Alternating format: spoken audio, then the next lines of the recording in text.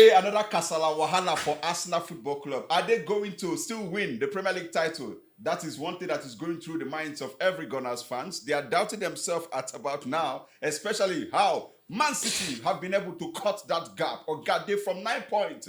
It is now 3 points. And if Man City go all out to beat Burnley away from home or got there, hey, that would be equal or them even taking top of the table. Power don't change handle.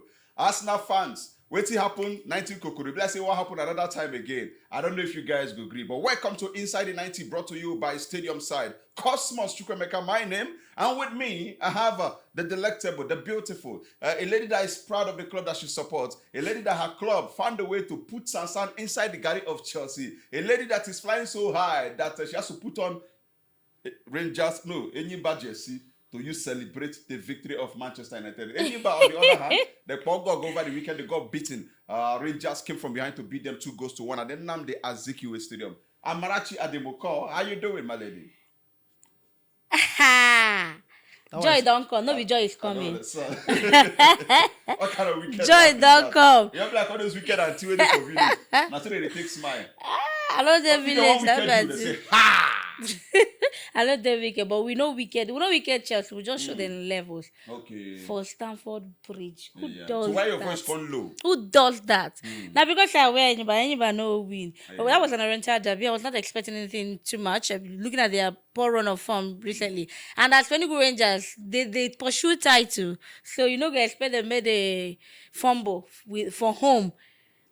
Cathedral now for them. They do better prayer. They do Nobody better. don't beat them for Cathedral this season. They do better prayer. And I go mass well. Work. So they work for them. Of course, I just to support Enyimba.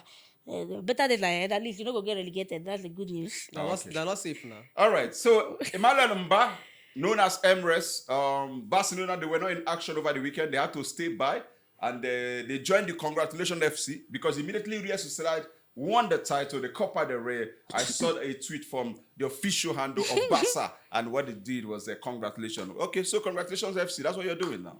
Bad Bele is allowed. Bad Bele is allowed. That's not bad, Bele. You know. Now the people will come out them. Now what do they expect? In terms of ATM losing the match. Okay. But then, congratulations to Real Sociedad. They actually did well. The second time. So the enemy of your enemy is your friend, right? Probably. All right, we'll come back to that. But as we know, a new team has gained promotion to the Premier League for the first time in 25 years, and they're being tutored by Frank Lampard. Oh my word. Coventry City, they have our own, even though on loan, Frank Onyeka, the Super Eagles midfielder, the tank, he's in that team, and they've gained promotion to the Premier League. Congratulations to Coventry City. Frank Lampard, surely the championship manager of the season. Maybe this is another turning point or another opportunity for Chelsea to look into him and say, Oga, with the pogo go, the devil you know is better than the enemy you don't know. A woman we don't break your heart before, it better be fall into him than to go fall into another one, go break your another heart. Is it right time that Chelsea start looking into the direction of Frank Lampard with this magic he has done with Coventry and Marachi? Better not look for Amo. The only thing I love about it is the fact that at least those that were bad mouthing Onyeka can now come. You know, they said he made a very stupid move, low move, moving from a Premier League side to a Championship side. And I love it that they were the first to get promoted. It's about Frank Lampard and playing time. And it worked for him. Yeah, and he's a key player for that side. And now they are coming back to Premier League. I'm so happy for him. And Frank Lampard, of course, even before they got promoted, they just they look and other clubs say, so will it be right for him to go back? No. Chelsea? No. The kind of pressure. Chelsea lost over the weekend, and that means that in the last 4 games in the Premier League, the Blues are yet to find the back of the net. How much more picking a draw? How much more even trying to win? That's how bad it has become for Liam Rossonero, the coach of the side. I maintain that guy is a tech bro, not a concern and concern football. But he said they're optimistic. I don't know whether they were optimistic because right now Liverpool they have of course they're out of the Champions League, but then again they want to go back to the Champions League next season, and they're not going to lose that position to Chelsea. So with the way they're going and with the way Chelsea is going, I don't know what he's optimistic about. They're going to Europe yes, next season, but definitely not the Champions League. And as for Frank Lampard, the mistake he'll be making is to go to Chelsea. If they can fire a certain coach that got them 2 trophies in one season in his first time, that was his first season of coaching Chelsea, got them the Club World Cup, got them the conference, and yes, they pursue. If Frank Lampard go there, do what they expect. They go so maybe just deal with in conference, no pressure. Still Leeds and Sunderland coach. Nobody they pressure them. Sometimes people don't even remember the coach their name, but they where they and they're not going to relegation. Leeds and Sunderland they're not going to relegation. This is no pressure. Small they come up. So Leeds are actually struggling to come out of relegation. yeah, but where they are right now, you could say they are clear. And looking at the performance of Tottenham, it's likely that Yeah, Tottenham. Tottenham drew. They took the lead first. They got pegged back at some point in that game. They scored again. Ended up it was 2-2, and the manager is saying that yes, he still believes that he's going to help them out. Roberto De Zerbi, that's his 2 games in charge for Spurs, and he remains winless now. But let's look at from the Chelsea angle. What the performance from Manchester United, beating Chelsea, keeping a clean sheet at the Stamford Bridge. What do you think worked for them? I wouldn't say I was surprised about the results. Oh, okay. If you take into cognizance what has been transpiring with Chelsea in their last previous game before the game against Manchester United, but then it also shows you the managerial quality, the golf in class when it comes to the coach that they sacked and then employing Liam Rossini. He's more or less, for my money, an average coach. He's not even up to average. You ask me. Probably, but then you would also ask questions of the tactics he's implementing, whether or not these players are actually understanding what the message is trying to pass or not. I also feel like I always said, these players do not have confidence in Emiliano Rossinior. I feel like the best thing Chelsea would do come the end of the season is to let him go, because if they let him continue going into next season, I don't see any change coming from him, right? Exactly. Okay. And also, there are a lot of average players in that team that needs to be let go. All right, so for Manchester United, congratulations. Matheus Cunha has scored the goal, assisted by Bruno Fernandes, the man for me who has been the... I don't just want to give him only him the credit, but I mean, he's been heads and shoulders above any other player at Manchester this season. That was his 18 assists, chasing 2 more to equal and then 3 the record, right? So, good performance from Man U. And it's safe to say that you guys can easily forget about what happened the previous week, saying mosquito will bite for night. I mean, you guys are back to winning ways, and you did it against your rivals. Yes, that was interesting and impressive. I don't know if you remember what I said here, that Cunha is the runner. I said that he runs more than the ball. And then whenever he scores, we win. If you can remember, I said it here. And when I saw that he scored that one, I knew we were going to win. But I don't know if it was, I wasn't sure it was going to end that 1-0 because Chelsea started to press more and more. And they held their ground, and Carrick Boys got it done. And just like you said, watching that match, I'm like... Is that the new moniker now? Carrick Boys. They get doings. And just like you said, I was just watching Chelsea players. I'm like, what are these guys doing? And when you look at them, you're like, how did Chelsea get this bad? You can't say they're average players. These are the same players that won World Cup. And same players that won conference. So there's a problem. It's not about the players. Managerial problem. It's not about the players. Exactly. The players. Exactly. Because Enzo Maresca won trophies with these same players. Exactly. Despite the fact that, for me, there are a lot of average players in that team. But then the golfing class is pretty wide that you can see it, that this Liam Rossinior is not at that level. Now let's look at Arsenal. It seems to be a mental breakdown for them at this point. I mean, how do you go from leading 9 points and now you're now struggling? Because now all attention will shift to the game between Burnley and Man City on Wednesday. So if Man City wins, Man City, depending on the goal difference, will now go to the top of the table. But let's talk about the game proper. Arsenal get back into the game, and I felt that was the turnaround that they needed at that point after Man City scored their goal first through Ryan Cherki. But that's a schoolboy error. I don't know what was going through the mind of Donnarumma, the goalkeeper, and Kai Havertz, who so many criticized for starting the game ahead of Gio Keres.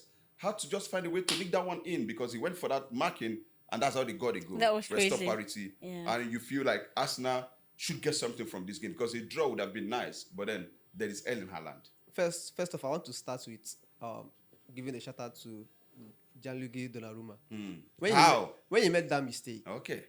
if you watch his demeanor, he accepted the mistake and then told his players to continue. It was as if he knew he was going to make up for it. Why? Look at the crucial saves he made for Manchester City in that game. Even though he made that mistake, he somehow kept Man City in that game. Yeah. That is number one. Number two, remember I said that it's going to be more of a mentality, something for Arsenal than what they're going to play. Now, the question is, why do they always fall short against smaller opposition, that is smaller clubs, at crucial points? Man City is not a small club. No, I'm not talking about the Man City game. I'm talking about the game they lost against Bournemouth, yeah, at home. And apart from that, they've dropped. Bournemouth has been a difficult side. That is what I'm Before saying. that game, Bournemouth had gone 5 games without testing That is what I'm defeat. saying. Beyond the Bournemouth match, against lesser oppositions that you would probably on paper say Arsenal Should are supposed to walk pick over. up points against these opponents, but they've gone on to drop points against them. And then against the Manchester City side, a resurgent Manchester City at home, I knew it was going to be difficult for Arsenal to get even a draw in that game. And then look at the mentality of the Manchester City players. That is the difference between them and this Arsenal. Now, another question is, it's not a matter of Arsenal going on. It's not a matter of Man City dropping points, maybe Man City dropping points before the season for Arsenal to capitalize. The question is, this Arsenal team, do they look like They're going to win all their remaining matches. exactly? Are they going to win their remaining 5 matches? Their next game, Arsenal on Saturday, will be at home against Newcastle United. That's the next game because it's 5 more matches to go. But they are still top of the table with 3 points. I don't want to start counting that of Man City already because it's a game not won yet. And they are going to play Burnley. Burnley can be spoilers. That's why I said this Arsenal team, do they look like they're going to win? They should. They have no option than to bounce back to winning ways. But then the against Newcastle. confidence is not there. Remember, I've always supported them this season to win the league. But then it's looking obvious that they do not have the mental strength to see off these remaining 5 fixtures. It's quite unfortunate I'm saying it, but then it's likely that they're going to lose this league if they do not wake up from their mental sluggishness.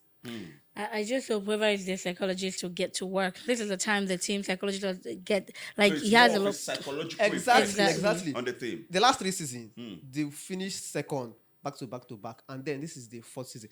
And the current decimal in those seasons, in those past seasons, is that they always falter at this particular point around April, Same period. especially against smaller teams, not even the bigger boys, especially against. But now smaller we've seen teams. them against big boys. If they had played the way they played against Man City against Bournemouth, they would have won that match. Exactly. Okay, yeah, the play was good. No, I if can you understand. look at, they were just Especially after unlucky. They got that equalizer. They were immediately the Man City scored, so they were just unlucky. If you ask me, they played well. Though Man City outplayed them, but it was an intense play they made. Of course, they knew what was at stake. That was a title decider, whether you like it or not. That was a title decider for EPL, and they did their best. If they had done same against Bournemouth, against Southampton, they wouldn't have been out of FA, and then they wouldn't have been, thinking about, they're just 3 points ahead of Man City, which is not even certain because Man City has a standing match to play. But I still believe they could win it. All right, so for Merseyside derby, it was Liverpool yet again. I think they've done that for the 6th time in the Premier League. They left it late at the nick of time. They're dying embers. They just find a way to get the job done. Super congratulations to Liverpool. Virgil van Dijk was the one that scored the winning goal in the 90th plus 10 minutes of added time. Awesome. Mohamed Salah was also on the score sheet, but for the what ended up being a consolation came through better for Everton. What a performance from Liverpool. Yeah, and also for Mo Salah, that goal in that game, currently he's now the joint top scorer in the Merseyside derby, currently on 9 goals with Steven Gerrard, who is also a Liverpool legend. For Liverpool, And that's like the last time he's going to face Everton. absolutely. And then he said after the game, he wants to live on a high. he wants Liverpool to qualify for the Champions League and then live on a high. They are fifth already, For absolutely, which is they're pretty It's well a secure place. because they Chelsea are good. lost. They are good. Then for Everton, I'm not really surprised because in recent times, in recent Merseyside derbies, Liverpool has always been a bogus team for Everton. Even if they might not play well, but at the end of the day, they always find a way to win the game, and that is actually what happened in that game. All right. So Aston Villa also won their game, so they are good. If you're looking at the top five, there's Arsenal, Man City, Manchester United, Queen's Red, Aston Villa, and Liverpool. For Chelsea, they just need to look into the wilderness and see and where they are going to get their source of inspiration to come out from that dungeon. It's not looking very good for them. How can you go 4 games in the Premier League, no goals scored, no points picked? That is absolutely shambolic. Now let's dive into to Spain. One game was played. All attention shifted to the Copa del Rey final. It was not with the names that I don't want to use the words familiar with, but the biggest boys, in quotes now. I talk about Real Madrid, Barcelona. They were not in action. They sat at home comfortably in their sofa and they watched as Atletico Madrid got beaten through penalty shootout. 4-3 and the 2-2 during regulation time. Our own Ademola Lookman was one of the goal scorers, becoming the second Nigerian after Finidi George to find the back of the net in the Copa del Rey final. Yes, Finidi George did that. That was way back in 1997 against Barcelona. Yeah, but tonight, on the day rather, it was our boy that scored but ended up on the losing side. Same with Finidi George. When he scored for his team against Barcelona, Barcelona won on that day. So let's talk about him not playing 90 minutes, as we've seen in recent times, Ademola Lookman. Him being taken off by coach Diego Simeone. Did they have any effects, any ripple effect on that team? Oh well, I don't think actually, because if you watch that game, Atletico Madrid was actually pressing Sociedad in that game, trying to see if they can win that game in 90 minutes. It was unfortunate that they were the ones equalizing. Trying to meet up. Exactly. But then they wanted the game to end in 90 minutes after that exertion in the Champions League. So they wanted the game to end in 90 minutes. And for Ademola Lookman, good work for him. There's something people don't notice about that guy. Apart from being fast, Ademola Lookman is direct and most times actually beats his marker 1-on-1 whenever he faces his marker. And that makes him very dangerous. Absolutely. You get. But then for ATM, especially when he's operating from the left-hand side, and then it's easy for him to cut into the right and then boom, shaka. And for ATM, it is quite unfortunate because had it been Ademola Lookman was there till at least say 75, extra 80 time, or 75-80 minutes, I believe Diego Simeone would have allowed him to be one of the penalty takers. But then another surprising thing is that Julian Alvarez and Alan Salot missed their own penalties in that game. The first 2 penalty kicks for ATM in that game was missed by these 2 strikers, who has been crucial for them in their run to this final. I mean, in the Copa del Rey. Julian Alvarez and Alexander Salot has been crucial for them throughout their run to the finals, and you can see their impact. But then missing those 2 penalties, and shout out to Sociedad's second goalkeeper who started that game. He has been their goalkeeper throughout the Copa del Rey. In fact, he hasn't kept one game.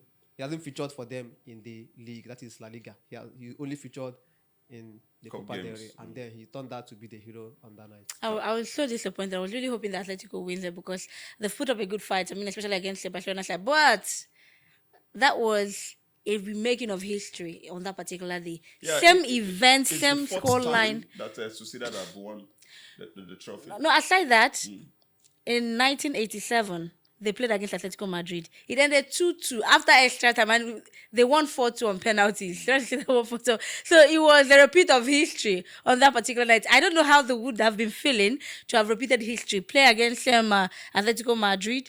And the only difference is, the 1987 they played home, and this time they played away against Atletico Madrid. And then, it's more of a neutral ground.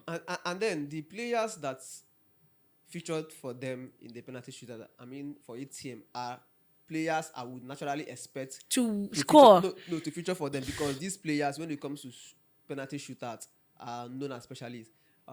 Nahuel Molina scored his own penalty in that game. Yeah, the Argentine. Yes, Julian Alvarez normally is a penalty taker, both for the national team, even Alexander Solot. But then it is surprising that they missed. couldn't they couldn't score their own in that game, and that is why I said shout out to the Real Sociedad goalkeeper. Yeah, the goalkeeper did a lot. Now, let's talk about Barcelona. They'll be in action on Wednesday against Celta Vigo in the La Liga title race. You might say it's home and dry, but they just need to continue to win. That's the only title they're likely to win this season. Yeah, absolutely.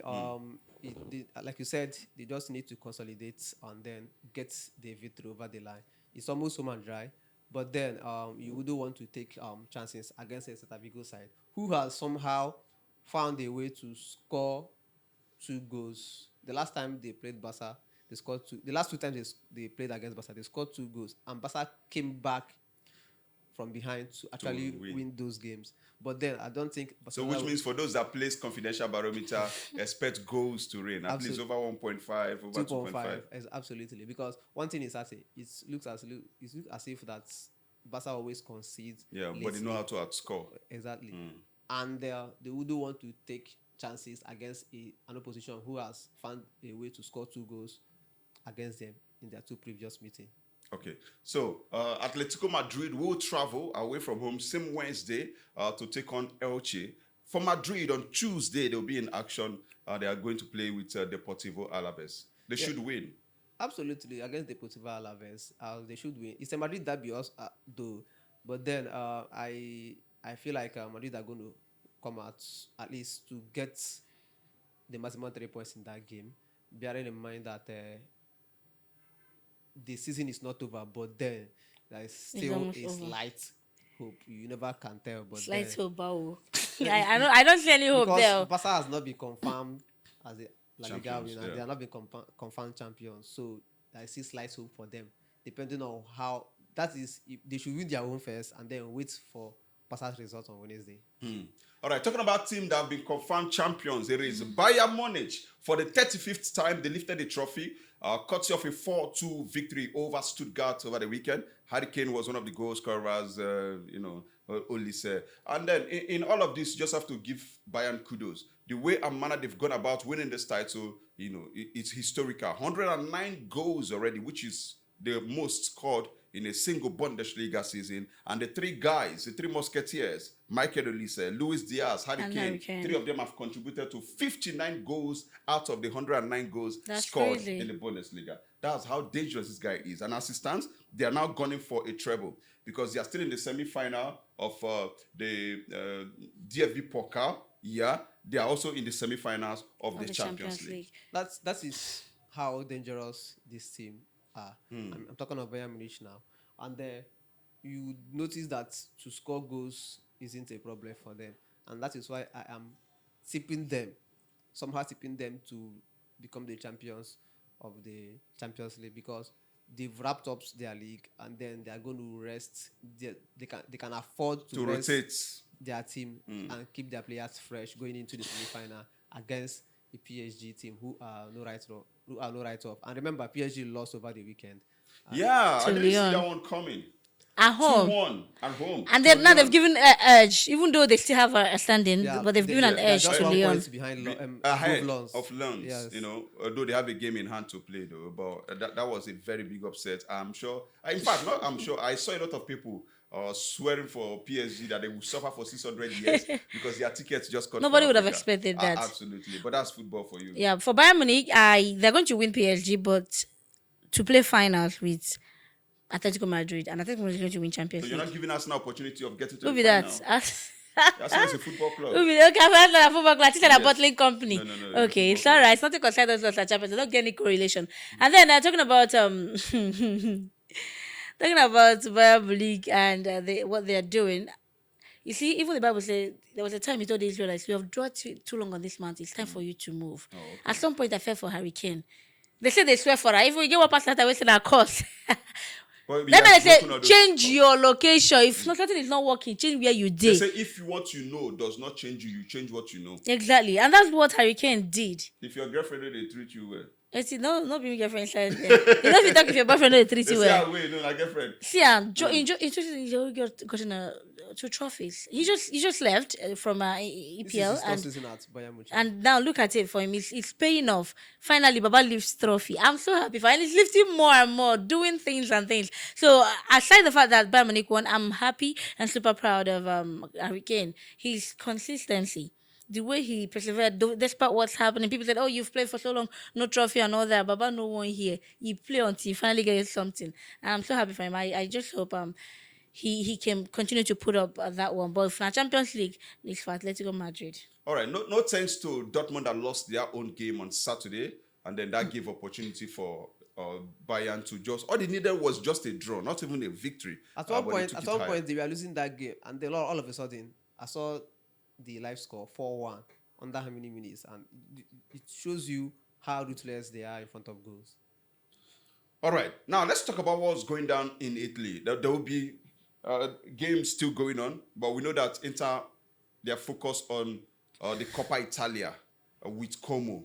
That will be another cracker of a game to watch out for. Juve won over the weekend, good one. AC Milan also won at Hellas Verona, 1-0. And then they're looking at the table. The table still stays this way. Inter still topping with 76 points. Yeah. And then AC Milan second with 66 points.